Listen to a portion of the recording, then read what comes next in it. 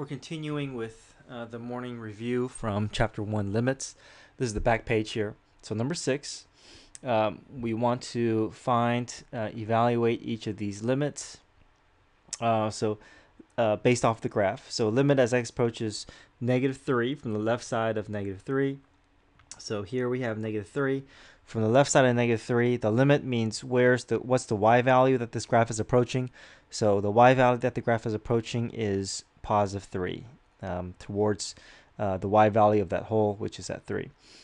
Part B, limit as x approaches -3 from the right side of -3. So from the right side of -3, the graph is also heading towards the y value of +3.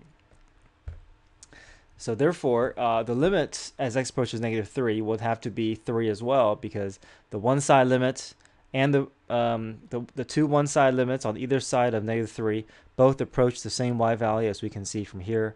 So we know the limit will exist at +3. Okay. Limit as x approaches -1 from the left side of -1. So here's -1. When we follow the graph, as we follow the graph towards -1, we see that the y value is connecting. It's heading towards y equals 1. As we approach the right side, from the right side of -1, if we follow the graph towards -1, we see the y value is approaching +2. Okay. Now, from the left side of -1, the graph has a y value approaching y value of 1. From the right side is approaching different y values, so there's a disconnect.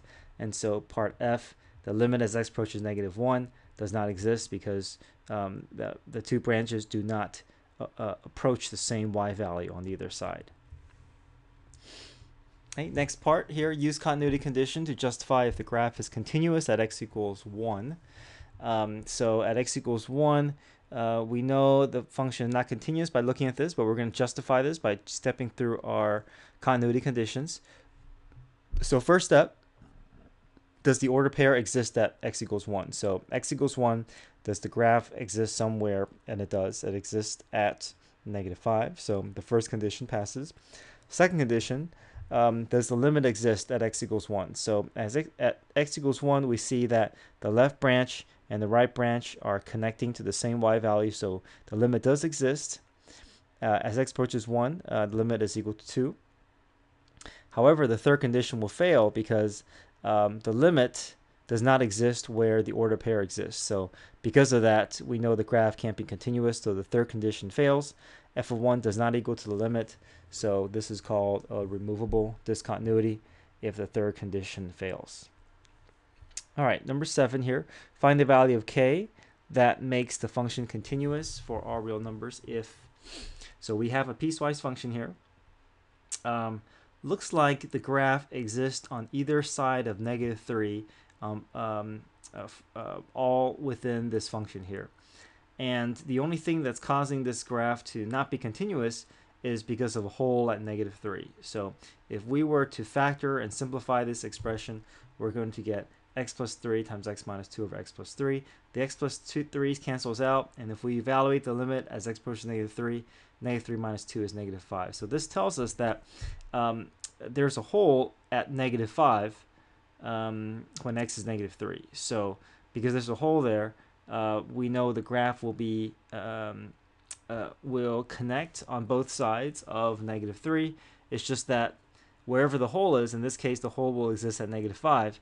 If we allow the k value to be at the location where the hole is, then we can fill in that hole and therefore make our function continuous. So therefore, -5 is the y value of the location of the hole on the graph. So if we can define k as -5, then -5 will be the y value that will allow the hole to be filled in and therefore allow the function to be continuous. Number 8, we have a and b representing different limit expressions. So limit as x approaches 2 from the right side of 2, and then this limit as x approaches infinity for this expression. So this one first. We talked about how before that if we want to evaluate a one-side limit, the first thing we do is we plug in the x value and see what happens.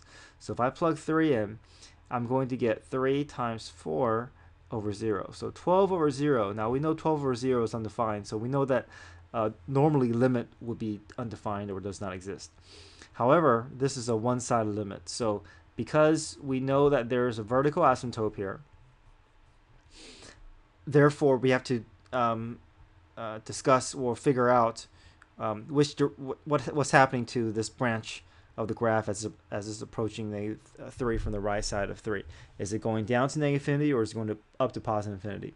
So without looking at the graph, we can do this algebraically by picking a decimal value that is close to 3 from the right side of 3. So from the right side of 3, it looks like 3.1 could be a good fit. So if I just plug 3.1 in, that should be close enough to help us compare the signs and determine whether it's positive or negative. So if our expression turns out to be positive, we know that the graph is shooting up to positive infinity. If we see the expression is negative, then we know that the graph on the right side of 3 is going down to -infinity. So if we replace 3.1 in for x, we get 3.1 times 3.1 plus 1, so multiply that out. We don't really care about the value, we just want to know whether it's positive or negative, so we know that's positive. And if we do 3 minus 3.1, we know that will give us a negative value. So positive or negative means that the one-side limit must go down to -infinity. Okay. Next part here, limit as x approaches infinity for this expression. So if it's approaching infinity, we can treat this like horizontal asymptotes. So if we multiply this out, it looks like the highest degree in the numerator will be 3x to the 4th, and then the denominator is also x to the 4th. So if the degrees match between numerator and denominator, then all we need to do is take the coefficient. So in this case, the coefficient is 3 over 1, so therefore 3. So we know b is equal to 3. Okay, number 9, we want to evaluate the limits. So first thing we do is we plug 0 into numerator and denominator. We get 3 minus 9, which is 3. So 3 minus 3 is 0. Denominator is also 0. 0 over 0, that tells us that we can simplify and reduce and see if we can reevaluate the limit. So looks like this will be a good problem to try out the conjugate method. So we're going to multiply the numerator and denominator by the conjugate of the numerator.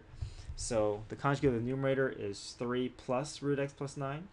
So I'll multiply the top and bottom by the same expression so that I don't change the overall value of this expression. So if I expand this out and if I FOIL, I'll get 9.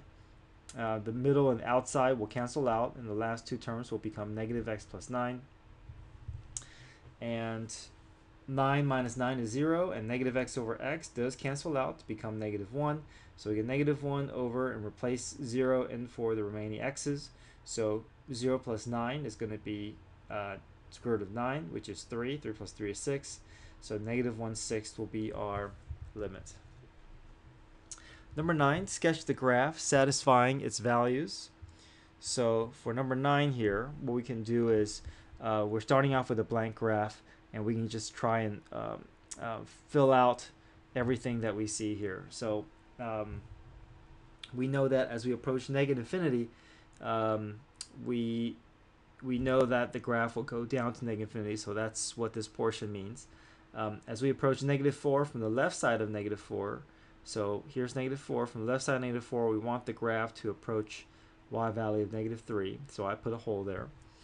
Limit as x approaches -4 is equal to 1 from the right side of -4. So from the right side of -4, I made the graph on the right branch of -4 to connect to +1.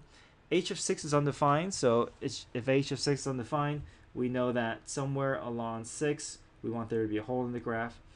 Limit as x approaches 0 from the left side of 0 is going to -infinity. So I just continue this branch of the graph and have it go down to -infinity.